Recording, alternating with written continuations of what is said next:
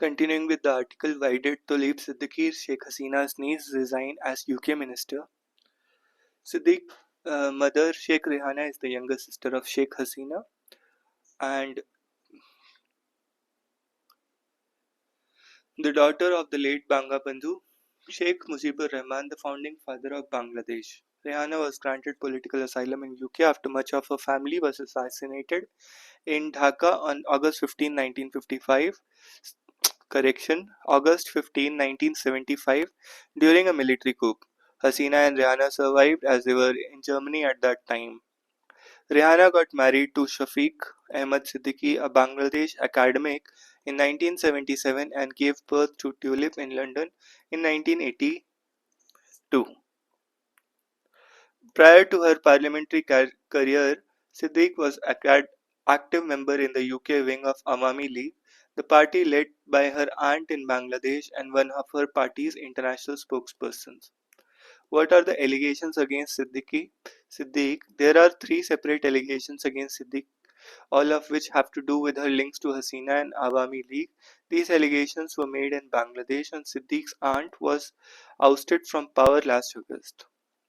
An ongoing Bangladesh anti-corruption probe into Hasina regime has flagged three properties linked to Siddiq that she has financially benefited from courtesy her links to the Awami League.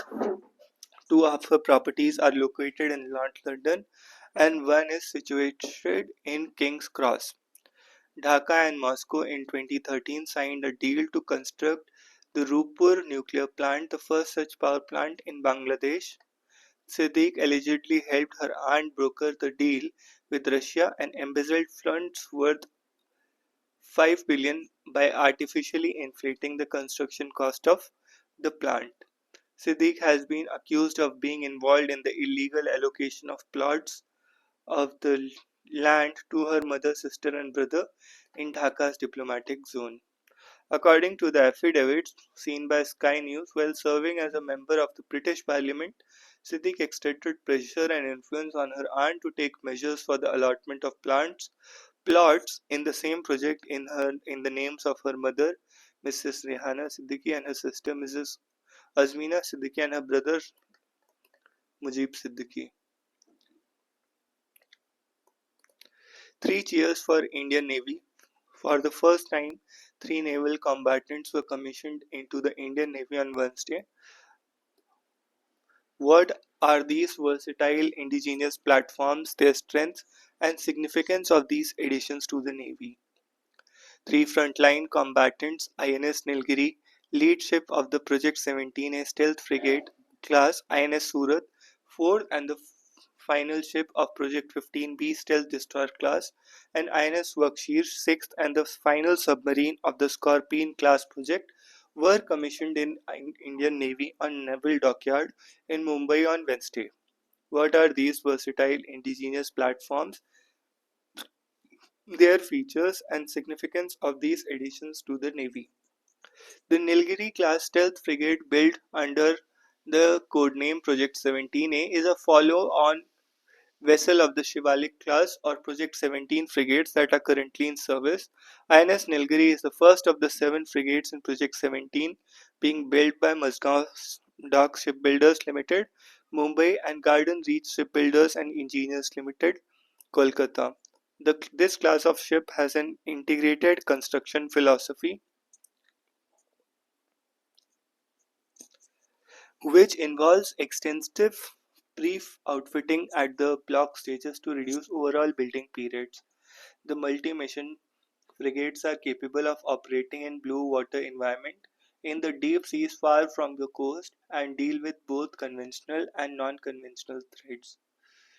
With their versatile weapon capabilities, these ships can play a crucial role in anti-surface, anti-air, and anti-submarine warfare. The ships are fitted with supersonic surface-to-surface missile system, a medium-range surface-to-air missile system, a 76 mm upgrade gun, and a combination of rapid-fire close-in weapon system. The keel of INS Nilgiri has laid on December 28, 2017, and the ship was launched into water on September 28, 2019. It sailed out for maiden sea trials in August last year and underwent a comprehensive schedule of trials in harbor and at sea, leading up to its delivery to the Navy on December 20 last year.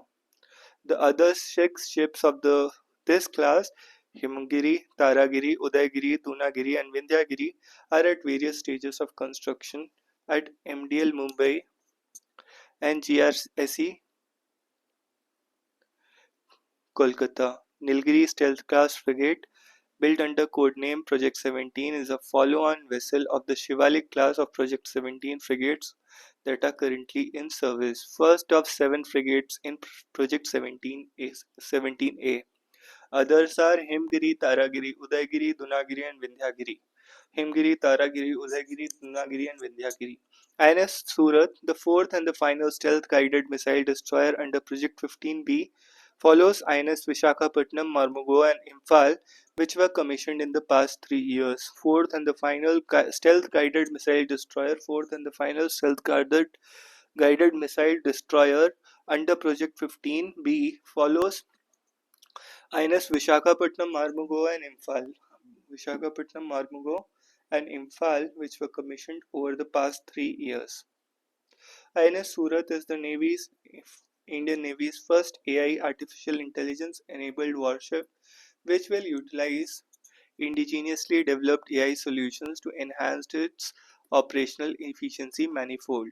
Over the past decade, guided missile destroyers of the Kolkata class, built under project codenamed 15A, INS Kolkata, INS Kochi, and INS Chennai, have been commissioned into the Navy.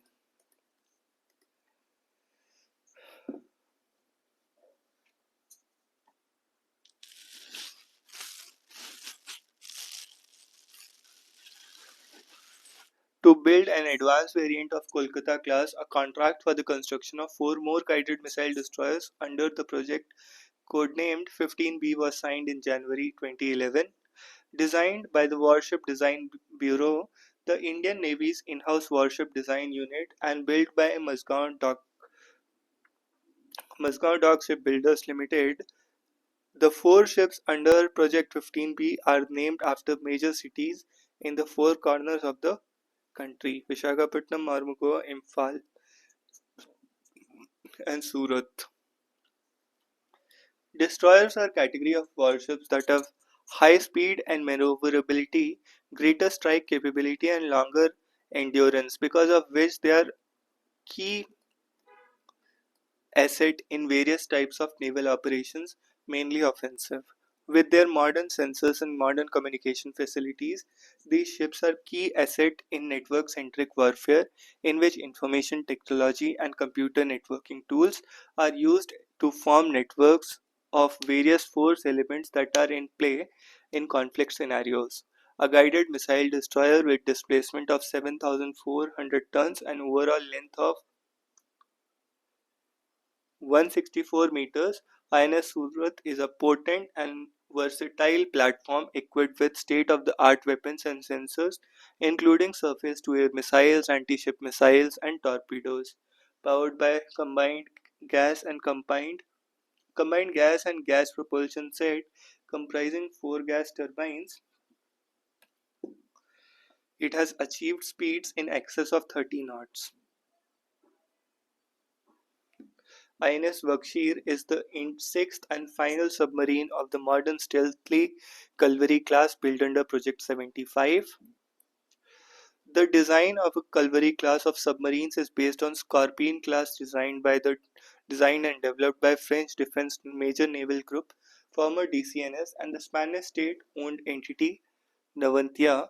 They have diesel-electric transmission systems and are primarily attack or hunter-killer submarines, which means they are designed to target and sink adversary naval vessels. According to officials, this is one of the world's most silent and versatile diesel-electric class of submarines. It is designed to undertake a wide range of missions, including in anti-ship warfare, anti-submarine warfare, intelligence gathering, area surveillance, and special operations. The submarines are armed with guided torpedoes, anti-ship missiles, advanced sonar systems, and feature modular construction that allows for future upgrades such as integration of air-independent propulsion technology. The AIP systems, which significantly enhance the submerged endurance of diesel-electric submarine, are expected to be installed on this class of submarines from 2026 onward. The submarines in the current Kalvari class take their names from now decommissioned class of submarines named Kalvari, Khanderi, Karanj, and the Vela class including Vela, Vagir and Vakshir. The erstwhile Kalvari and Vela classes were one of the earliest submarines of the Indian Navy after independence, which belonged to Soviet origin Foxtrot class of vessels. Vakshir is named after a type of sandfish found in the Indian Ocean. Prime Minister Narendra Modi, who presided over commissioning ceremony, said that for the first time a destroyer, frigate and submarine were joining the Indian Navy together. Destroyer, frigate and submarine.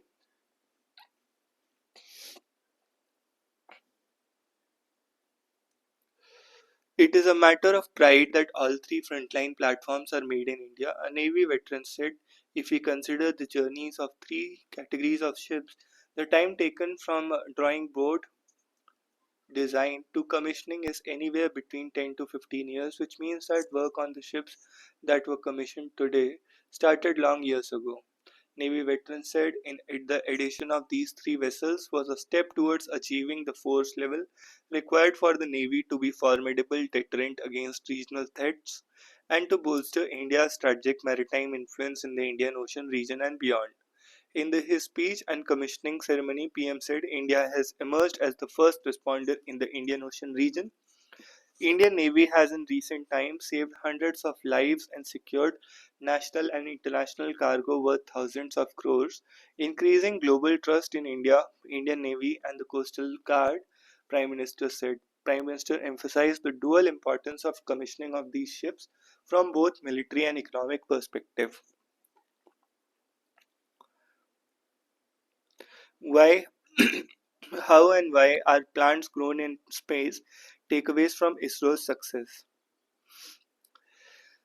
The lobia black-eyed pea seeds that the Indian Space Research Organization sent to space on December 30 as part of its compact research module for orbital plant studies crops germinated last week as humans venture out to lengthy space missions to colonize celestial bodies like Mars and the Moon. Space-grown plants can provide sustainable food source.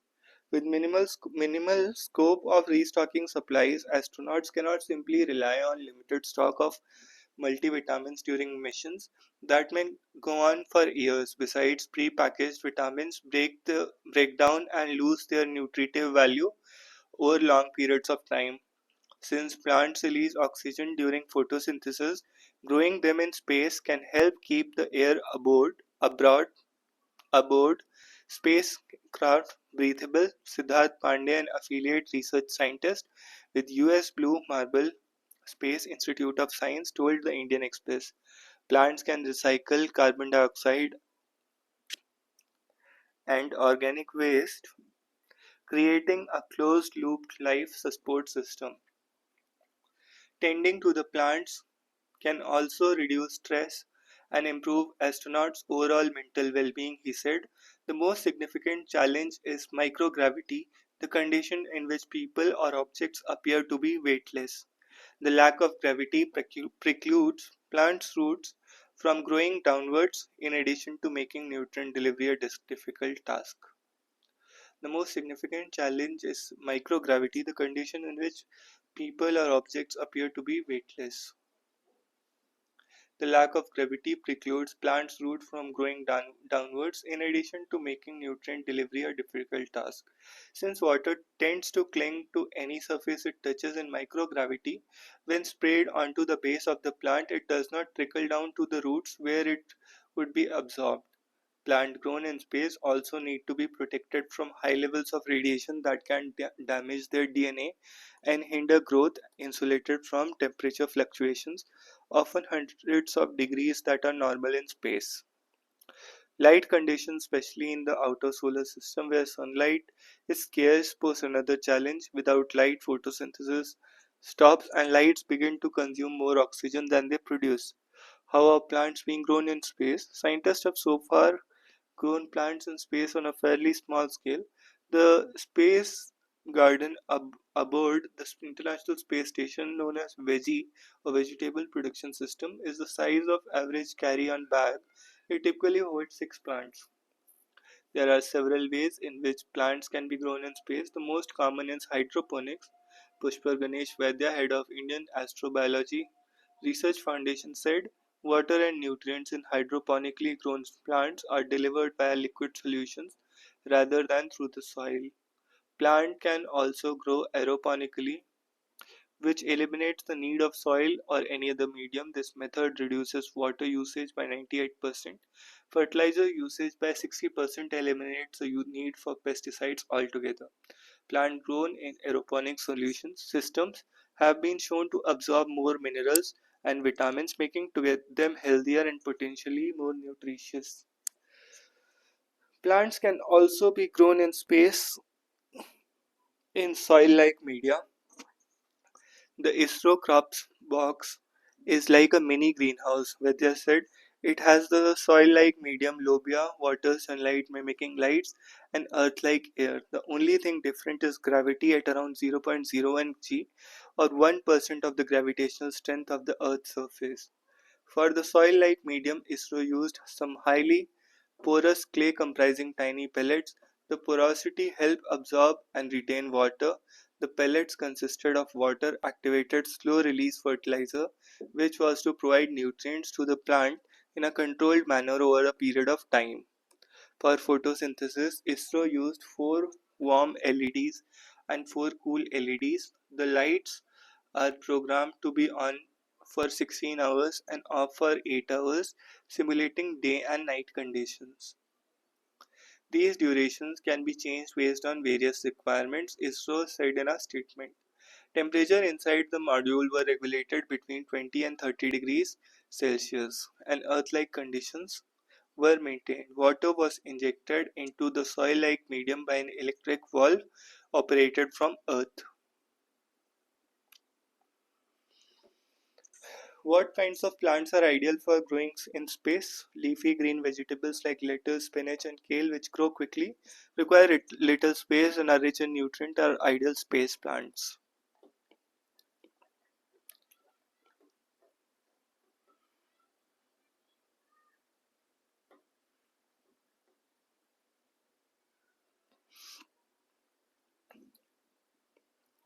Who lit the fire? California blaze poses questions across agencies, weather bodies, environmental planners, firefighting departments. The raging forest fires in Southern California are a moment of reckoning not just for the people of that area of the US but for policymakers across the world. An exceptional mix of environmental conditions and extremely dry winter, a near hurricane strength Santa Ana winds, has led to the firestorm. It's worrisome that Met agencies couldn't predict these compounded events in time. While historically droughts have been more common occurrence in California and known to last several years, severe droughts have increased in the last decade.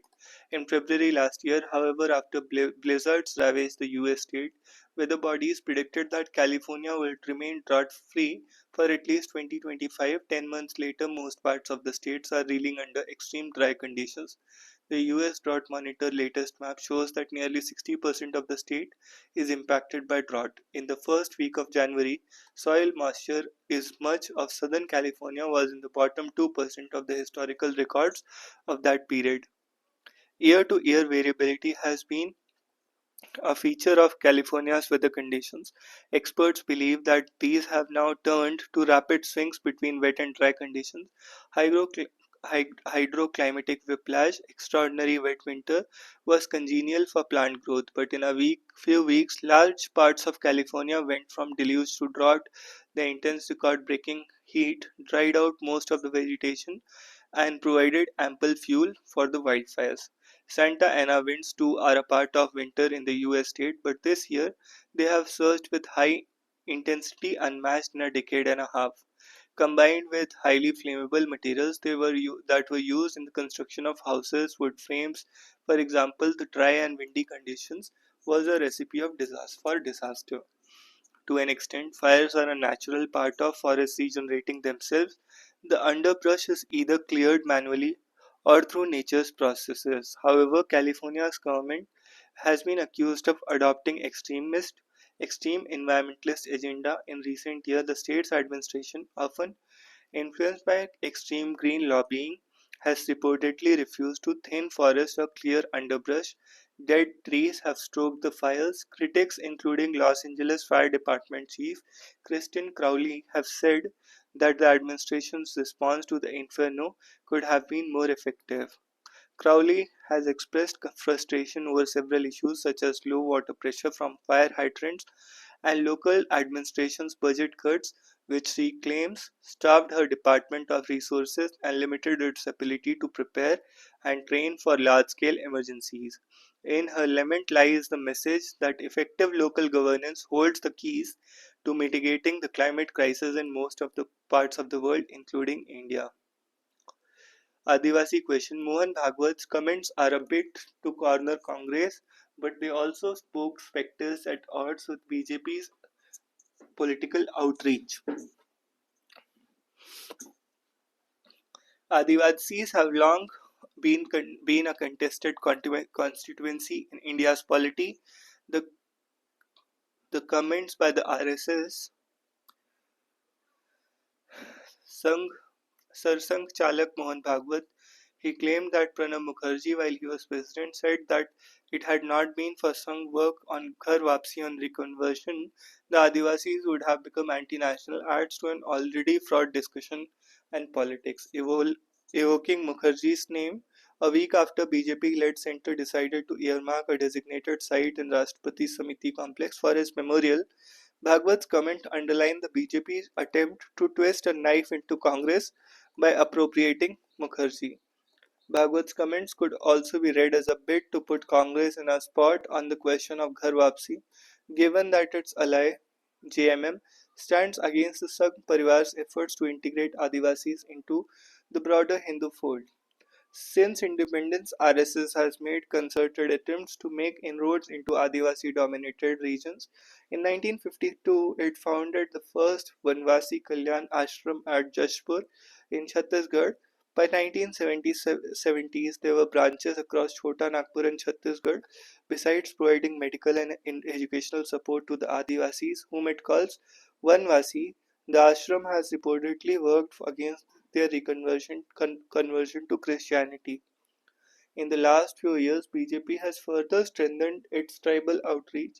In 2021, it marked November 15, the birth of Birsa Munda, Janjatiya Gaurav Divas. In 2023, Narendra Modi became the first PM to visit Munda's village, Ulihatu. He announced projects worth 24,000 crore for the development of particularly vulnerable tribal groups. Despite overtures, BJP couldn't win a single ST seat from Jharkhand in the 24 Lok Sabha election. In the assembly election, it lost all but none. Notably, the party didn't fight Jharkhand election, banking on allegations of conversion to Christianity. It used instead infiltration as the centerpiece of the political discourse. In this context, the question now is, does Bhagwat's statement signal a return to Sangh Parivar's discourse on integration and assimilation of Adivasis? The troubling use of the anti-national tag in the context of Adivasis also has a history.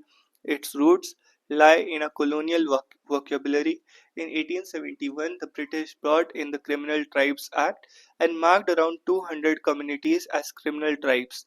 In the early 1870s, a member of the Viceroy's Council, J.F. Stephen, while defining the criminal tribes, said, "We are dealing here with a tribe whose ancestors have been criminals since the very dawn of time, whose members are sworn by the laws of the caste to commit crime." The term anti-national reinforces such vicious colonial understandings and threatened to undermine the BJP's attempts to woo the tribal constituency. Post secrets. Letters between Winnie the Pooh creator, illustrator, and publisher offer glimpse into little-known stories, arguably the most famous bear in literary history, most more popular than Paddington even. Winnie the Pooh's journey into literary stardom began with a bedtime story. A. A. Milne, its creator, had written screenplays and articles for Punch before. In the aftermath of World War One, troubled by horrors he witnessed during his service in the British Army, he would take to telling his young son Christopher Robin stories of companionship and compassion involving an eponymous little boy and his friend, an anthropomorphic bear, Winnie. Illustrated by E. H. Shepard and published by Frederick Muller, these stories would go on to become classics, but it would come at a cost. The real Christopher Robin could never cope with the fame of his literary namesake. His relations with his parents would forever be strained. Correspondences between Milne, Shepard, and Miller, unseen since 1926, has now been unearthed. It deals with creative labors and not the private woes. These include first drafts, poems, dedications, and birthday book of sketches, among other things. In one letter, Milne argues with Shepherd over his delayed submissions. In other, he remonstrates on behalf of Pooh to a crossword reference to him as a fabulous monster. What is it about letters that speak to one so powerfully? Perfect. It is the fact that for they offer a glimmer of insight into the intellectual and emotional lives of people largely known only through their work in his lifetime. For instance, American writer Ernest Hemingway came to acquire a rugged persona.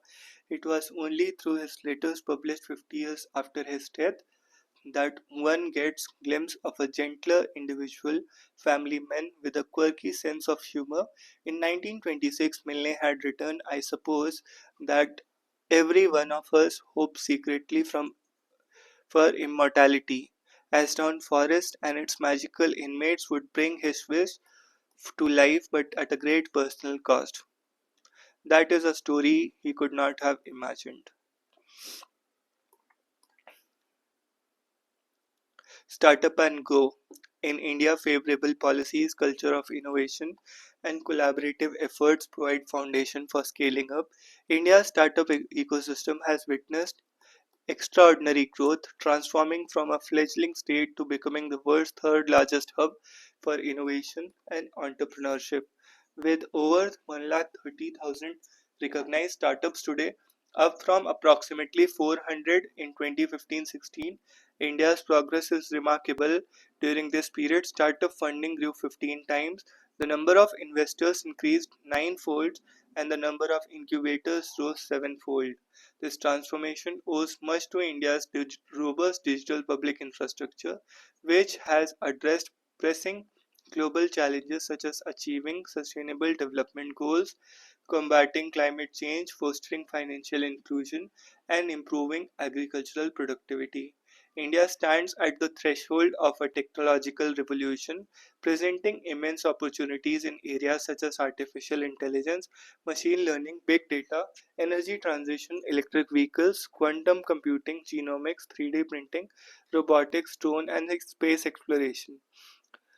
The government has actively fostered this process through initiatives like National Quantum Mission, India AI Mission, Semiconductor Mission, alongside allocating 1 lakh crore for research and development.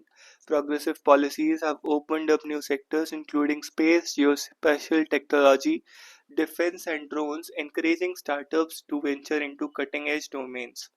Realizing the full potential of these advancements require collaboration between policymakers, entrepreneurs, and educational institutions. Despite their success, Indian startups, particularly in deep tech sectors, face challenges in accessing the patient capital.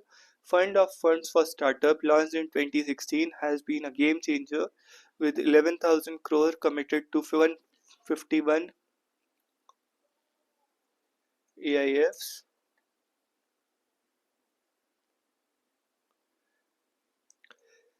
It has catalyzed a capital pool of 81,000 crore, creating a significant multiplier effect. However, India needs a specialized fund for deep tech startups that require long-term investments. Increasing domestic capital sources is also essential. Although Indian startups raised over $12 billion in 2024, about 75% of this funding came from international sources. Large domestic institutions like insurance companies and pension funds can allocate a portion of their surplus to support startups, while family office and businesses should take on more active roles as angel investors. Private equity and venture capital have significantly shaped India's startup ecosystem. Funding from these sources grew from $19.7 billion in 2015 to peak of $77 billion in 2021. In early 24 alone, it stood at $49.54 billion. Over 50% of India's unicorns have been backed by PE and VC funds, private equity and venture capital funds. Over 50% of India's unicorn have been backed by private equity and venture capital funds.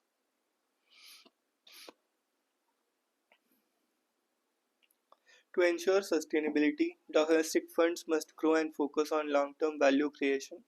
A shift towards profitability, quality over quantity, and more robust business models can help startups achieve sustainable growth. In designing Startup India, we prioritized avoiding excessive regulations that could hinder startups. India's startup ecosystem thrives on minimal regulatory interference, fostering innovation. However, recent incidents of corporate mismanagement in startups such as Byju's, Dunzo, and BharatPay have raised concerns. Startups must adopt self-regulation frameworks that emphasize accountability, transparency, and ethical conduct. This involves strong mentorship, professional boards, and sound financial management. Venture capitalists and angel investors play a vital role by ensuring governance and mentoring startups to balance growth with long-term stability. India's premier educational institutions, including the IITs, IIMs, and triple ITs, are integral to the startup ecosystem, producing skilled professionals and fostering innovation. To keep pace with emerging needs, curricula must address skill shortages in areas such as product development, data science, and AI/ML. Collaboration between academia and industry is vital to ensure the educational programs align with market needs. Programs for internships, apprenticeships, and recruitment can attract talent to startups and bridge existing skill gaps. As new technologies disrupt industries, regulators must adapt to changing landscape. India's regulatory framework must balance innovation with oversight, enabling startups to thrive while mitigating risk associated with unregulated growth.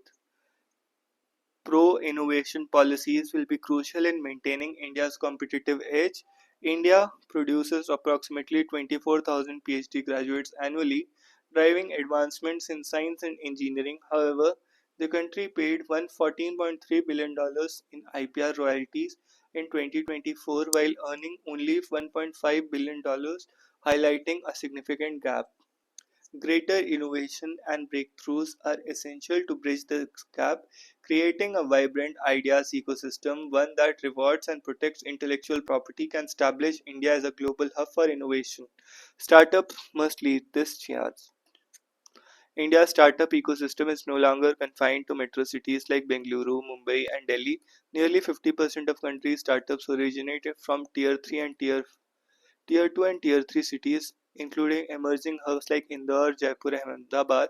While nearly half of India's urban population live in smaller cities, these regions offer potential for growth. Tech companies are increasingly establishing operations such as Chandigarh, Visakhapatnam, and Ahmedabad, supporting these regional growths with infrastructure, educational opportunities, and inclusivity, especially by increasing women's representation in leadership roles, will unlock untapped talent and drive innovation. India is well positioned to become world's leading startup ecosystem. Favorable policies, a thriving culture of innovation, and collaborative efforts across sectors provide the foundation for scaling startups into global enterprises. As the India works towards its vision for Viksit Bharat 2047, startups will play a pivotal role. India produces approximately 24,000 PhD graduates annually, driving advancements in science and engineering. However, the country paid 14.3 billion IPR royalties in 2024 while earning only 1.5 billion, highlighting a significant gap. Greater innovation and breakthroughs are essential to bridge this gap.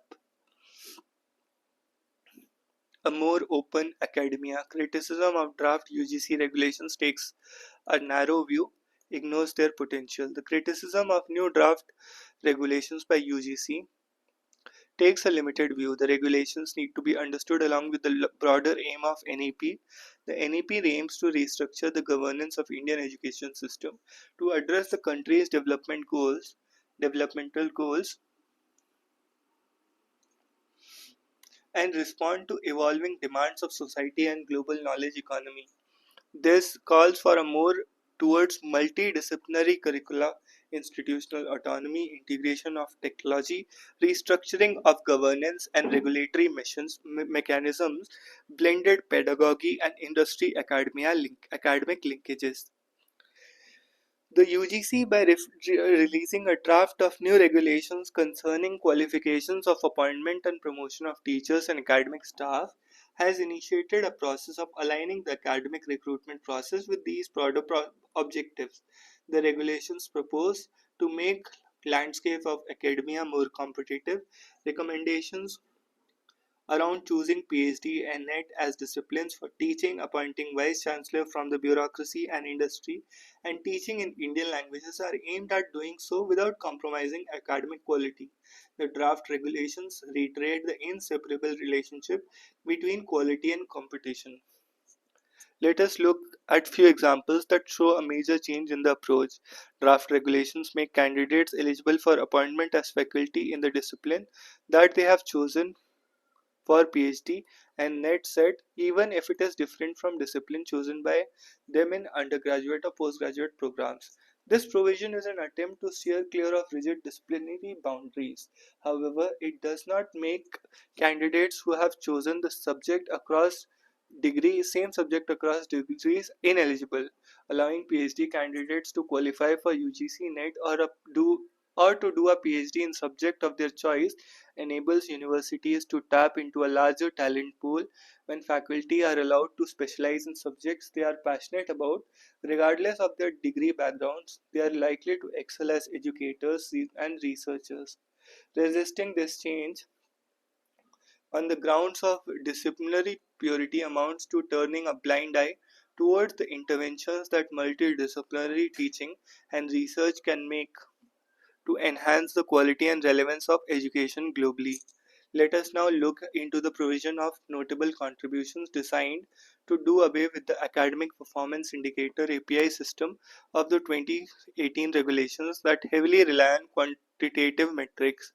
The 2025 draft proposes discontinuing API based shortlisting, thus allowing the selection committees to assess candidates based on their contributions to academics, research, institutional development, society, and the larger national interest. Critics have also overlooked that the expected notable contributions from the academic staff, librarian cadre, and the physical education sports cadre have been identified separately and giving them sufficient scope to fulfill eligibility criteria. Considering various aspects such as innovation, digital literacy, user engagement, inclusivity, community engagement, and institution building ensures a comprehensive evaluation of candidates' contributions. The provision of forming a search cum selection committee by the Chancellor for appointment of VCs and opening up the post to industry experts and public sector veterans is being vilified. It is difficult to understand how mere formation of a three-member committee by a chancellor is an assault on federalism. And how is the provision of VC appointments by the Chancellor more democratic? Laying down the composition and required qualifications of the members of such selection committee makes the procedure more transparent and democratic. Allowing people from diverse backgrounds to become VCs broadens the leadership talent pool. The draft regulations have taken all possible precautions to ensure that the academic integrity of the leadership to ensure academic integrity of the leadership. The draft regulations aim to create a more inclusive, dynamic, and quality driven higher education system in India. Flexibility, inclusivity, and democracy are not meant to be mere rhetoric of public platforms but are guiding principles for individual, society, and the nation. These principles need to be delicately woven into rules and regulations, and the latter should be understood in this context.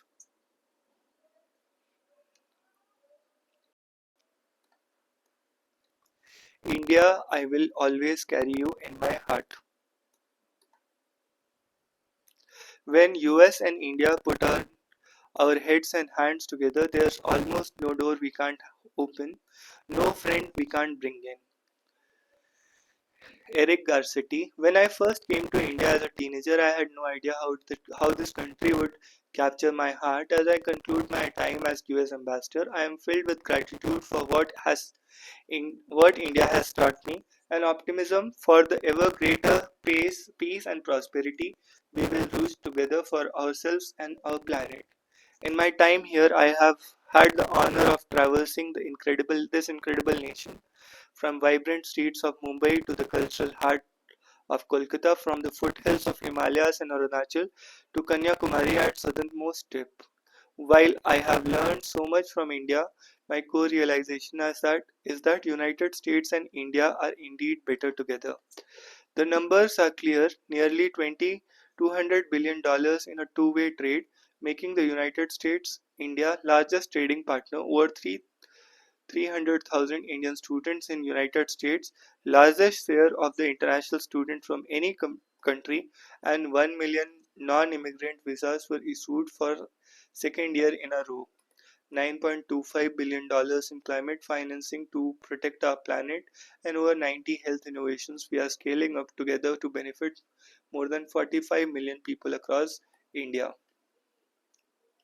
While these numbers are amazing, they don't fulfill justice to our incredible story. When I arrived as US Ambassador, I was struck with sheer scope of our work together, from technology to trade to women's empowerment to healthcare to safe and secure Indo-Pacific. From the seabed all the way to space, there are even more fields than Indians and Americans are working on together than I imagined. I saw firsthand how we are building a better world and a brighter future across what I call four P's of our relationship: peace, prosperity, planet, and people. I saw this from the very first official trip to Ahmedabad, where I met leaders from SEWA, a remarkable women led organization. Their stories were a stark reminder that climate crisis demands urgent global action. I will never forget seeing the first batch of malaria vaccine at the Serum Institute in Pune, the result of collective effort between Indian manufacturer, a US-based biotechnology company, and University of Oxford in UK, being loaded into trucks for delivery to the Central African Republic. I was honored to join delegations of impressive entrepreneurs at major summits, to see largest Indian delegation over at the Select USA Summit, invest a massive $3.4 billion in the United States, and to meet private sector participants at the US India Aviation Summit, who committed to grow India's civil aviation sector, including $150 billion in US aircraft orders and plans to form an aviation hub in Haryana. I have long been in awe of India's magnificent art and culture, and I took great pride in co-signing US India Cultural Property Agreement, which protects India's cultural heritage and eases the sharing of our art, history, and culture with each other.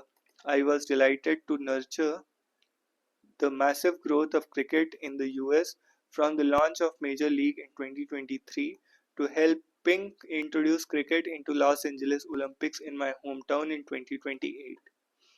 It's clear to me that it has never just been the United States plus India, it has always been United States times India. When the United States and India puts our heads and hands together, there's almost no door we can't open, no friend we can't bring in, as we work towards a greater good. As I close this incredible chapter, my teenage self would have never have imagined where I am today or the future would have forced together. It's easy sometimes we get lost in the narcissism of small differences or focus on the hurdles in front of us rather than the horizons beyond. But we share far out but what we share far outweighs our differences, and I am filled with boundless hopes for the future of US India relationship. The challenges ahead on air quality, on harnessing technology to connect and protect rather than divide and harm, on worrying military threats around the world will be easier to meet together than apart. In the words of Mahatma Gandhi, the future depends on what we do in the present. Let us continue to work hand in hand, guided by our common vision of peace, prosperity, and deep bonds that connect our people. Thank you, India, for your warmth, your wisdom, and your unwavering friendship. It has been an honor of a lifetime to serve as US Ambassador to this amazing country, and I can't wait to see the incredible future our two countries forge together. I will always carry you in my heart. बहुत बहुत धन्यवाद and चलो. Digital power, no responsibility. Meta's policies are a warning. We need more communities of care. A raging question in debates around freedom of speech and expression is about the limits that can be imposed on it. Proponents of absolute freedom argue that any limit is an act of censorship and that the only way of regulating freedom is to set up consequences. Proportionality champions pro- propose that freedom is both relational and constructed, and hence protection against harms has to be weighed against unlimited freedom. This increased prevalence and weaponization of misinformation in digital systems has only exacerbated this debate, where this instability of truthiness of information meets the existential conflict about freedom and limits.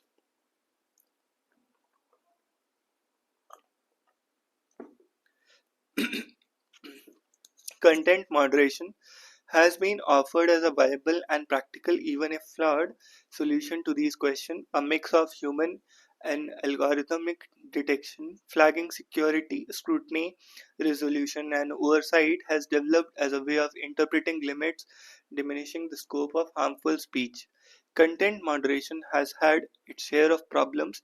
It is known that these clear, cleaners of our online spaces are often employed in low income countries, paid extremely low wages, and very little protections against the graphic and violent nature of information that they process and clean. A recent open letter from content moderators in Kenya working for big tech like OpenAI and Meta removing objectionable content to protect the end users from violence and pain called their work torture. They brought attention to the fact that content moderation is not just information processing but digital care making. Instead of recognizing them as frontline digital care workers, they are often vilified as irrational or treated as irreplaceable with automated technologies of content detection and deletion. Their actions often decide how policies of digital platforms eventually open up and control speech on their platform. Ever since the momentous decision in 2016, the then presidential candidate for US, Donald Trump, was banned from Facebook and then Twitter. The question of how hate speech and misinformation needs to be deplatformed and controlled has been at the front and center of these debates. As Twitter gave way to X, Elon Musk allowed dropping of almost all safeguards against hate and harmful speech. There were much hand wringing about a billionaire buying a global public commons and making it a vehicle for hate and violence. Mark Zuckerberg's announcement that Meta is also dropping the limits on content moderation and merely flagging controversial information should not come as a surprise, but nevertheless marks a shocking development where we see the power of finance and politics reshaping our ideas of free speech in dramatic ways. This move underscores the rise of automated digital information processing, where we are relying more on LLMs, which will replace the already precarious labor of content moderator workers. Instead of trying to protect and support and human beings who have been keeping the internet safe for so long, big tech companies are preferring to just replace with algorithmic work. This decision reminds us of geopolitical strength of certain countries that shape these global platforms. It is undeniable that this decision is aligning itself with the regressive political turn in the USA, where the attack on liberal and progressive values of and social justice from the new government directly influences the global discourse and safety of others around the world. Zuckerberg has written the responsibilities axis of Meta. In his announcement, he suggests that Meta was not just doing content moderation but also fact checking and information verification. He is showing that the responsibility of information reliability is no longer on the platforms and that individual users are using are on their own when dealing with information circulation. This decision also shows the toothlessness of oversight bodies, which are often constituted as performative structures to present these platforms as committed to individual safety and community care. Lastly, this should be a wake up call to all of us, reminding that digital public spaces, commons, and exchanges cannot be left to the mercy of private corporations, even the most liberal and performative progressive ones, with quick decision overturn and suspend hard-earned battles around freedoms and protections. Meta's new policies are not new, but they do warn us about how we need more communities of care, collectivity, and ownership so that responsibility of safety and information verification does not lie on those who are the most disproportionately impacted by these platforms.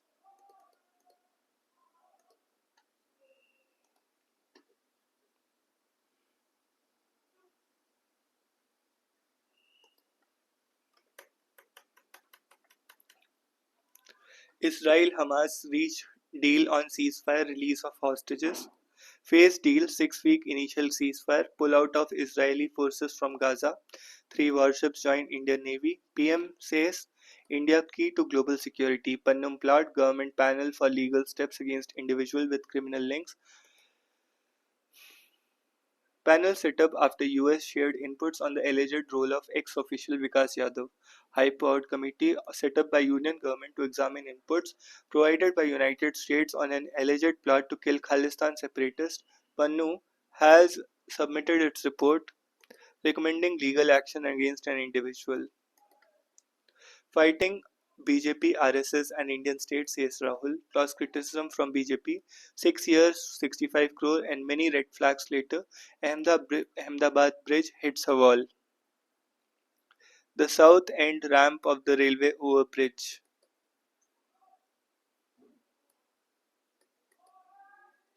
Nuclear deal in mind, US removes curbs on BARC and two others.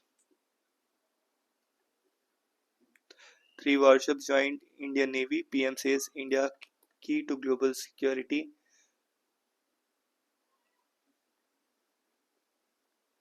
GRAP 4 curves black. GRAP GRAP 4 curves back as air quality plummets. Light rain likely today. The poor air quality in the capital on Wednesday brought back strict restrictions under the fourth stage of graded response action plan, which includes hybrid classes for all students except those in classes 10 and 12. It also puts restrictions on the entry of trucks in Delhi as well as BS3 petrol and BS4 diesel vehicles, alongside a ban on all construction activity except for linear road developments projects, and staggering timings for uh, public offices and municipal offices. The average daily Air quality index was recorded at 386, very poor at 4 pm against Tuesday AQI of 275, poor. The air is said to turn severely polluted, reaching the 400 mark, necessitating the imposition of restrictions. The AQI took a turn for worse because of low ventilation index due to calm winds and low temperatures. Meanwhile, a thick blanket of fog enveloped the city on Wednesday morning, with hundreds of flights as well as trains affected throughout the day. As per IMD forecast, a warmer than usual morning is expected on Thursday, with the minimum temperatures expected to be 10 degrees Celsius.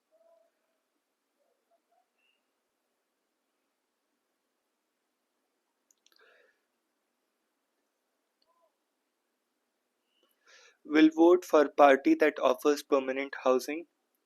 At Madrasi Camp Slum Cluster, hope for new home among 400 families.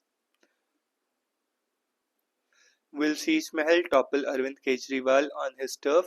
New Delhi constituency isn't so sure. BJP's Ramesh Biduri stirs up row again, says Atishis running around him like Hirni. While people were dying of COVID, Kejriwal was building Sheesh Mahal. Verma kickstarts campaign, door-to-door campaign and meeting vendors. Dixit's outreach to voters. BJP may outdo AAP, pledge free bus rides for male students, senior citizens. How are vitals improving? Supreme Court seeks Dalliwal medicine medical report. Mindfulness, fitness, Modi's do's and don'ts for Mahayuti MLAs.